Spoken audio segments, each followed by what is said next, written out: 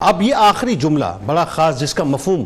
مجھے یاد آتا ہے، اور یہ میرا خیال ہے آج جو دور جدید میں جو متجددین اور خاص طور پر جو شمع بردار خواتین ہیں جو بار بار ایک بات کہتی ہیں، معاذ اللہ اب تو اس بات پہ بھی مطلب سوال اٹھنے لگا نا کہ نبوت جو ہے عورت کو کیوں نہیں ملی۔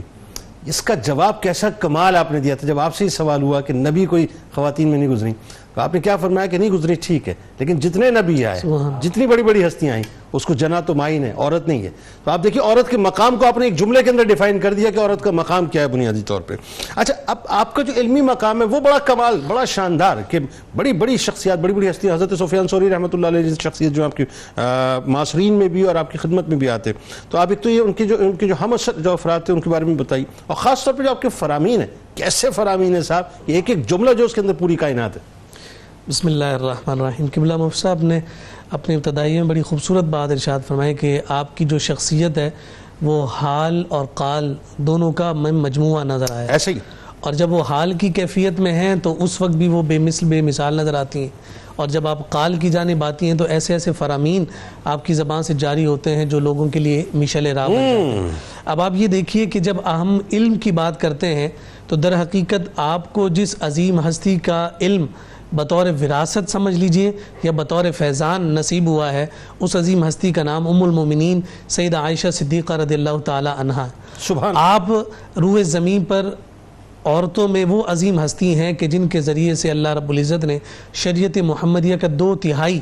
آپ کے ذریعے سے اس امت کو نصیب اللہ، اور پھر انہی کے فیضان سے سیدہ رابعہ بصیر رضی اللہ تعالیٰ عنہ بھی فقاہت میں عظیم درجہ اور مقام رکھتی۔ زہد و تقوی میں بھی دیکھیے تو آپ کو مریم ثانی کہا گیا، جیسے سیدہ مریم کا دن اور رات جو ہے صبح و مساء عبادت میں ہے، اسی طرح سیدہ رابعہ بصری بھی اپنے زہد اور تقوی کے اعتبار سے مریم ثانی کہلا رہی ہے۔ معاصرین کی جیسا کہ آپ نے بات کی، یہ اول صدی کا آخر ہے، دوسری صدی کی ابتدا اور آغاز ہے، اور اس وقت کی جلیل القدر ہستیاں جو ہے جو اس روح زمین پر شہنشاہی اور بادشاہت کر رہی ہیں، جن میں ایک بڑا عظیم نام جو ہے حضرت سفیان ثوری رضی اللہ تعالی عنہ کا نظر آ رہا ہے۔ یہی وہ دور ہے کہ جس دور میں امام اعظم، امام الائمہ فی الحدیث، امام اعظم ابو حنیفہ رضی اللہ تعالی عنہ کا طوطی بول رہا ہے، ان کا ڈنکا بج رہا ہے۔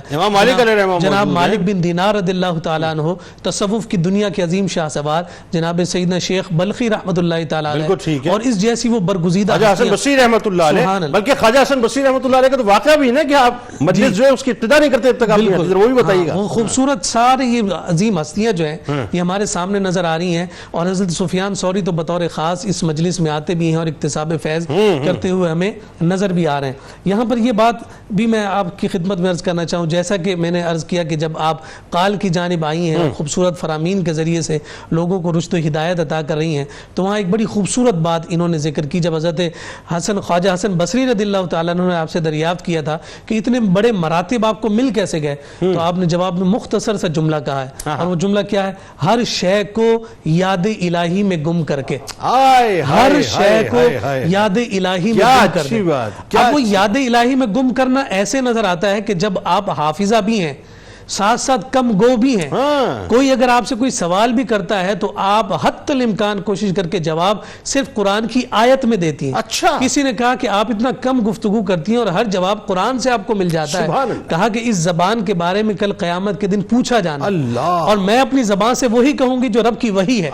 اس لیے اس زبان کے فتنے سے کل قیامت کے دن میں محفوظ ہوں۔ یہ آپ اندازہ لگائیے کہ آپ کی علمی وجاہت اور علمی وقار کیا ہے کہ دنیا جہاں کے مسائل قرآن ہی سے آپ اخذ کرتے ہوئے نظر آ رہی۔ ایک شخص آپ کی خدمت میں حاضر ہو اور آ کر عرض کرنے لگا کہ حضرت آپ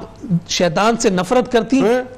آپ مسکرا دیں اور آپ نے کہا رب کی محبت میں اتنا مشغول ہوں، اور رب کی محبت اور رب کا عشق اتنا غالب ہے کہ کسی اور سے محبت اور کسی اور سے نفرت کا وقت ہی نہیں، میں نے تو ہر شے کو جو ہے نا رب کی محبت میں گم کر، مجھے رحمان کی ثنا سے ہی وقت نہیں ملتا کہ میں شیطان کی برائی کروں۔ بالکل، اللہ اکبر، اللہ اکبر۔ یہ وہ مقربین ہوا کرتے ہیں جنہیں اللہ رب العزت جو ہے یہ مقام اور رفعتیں عطا کرتے ہیں۔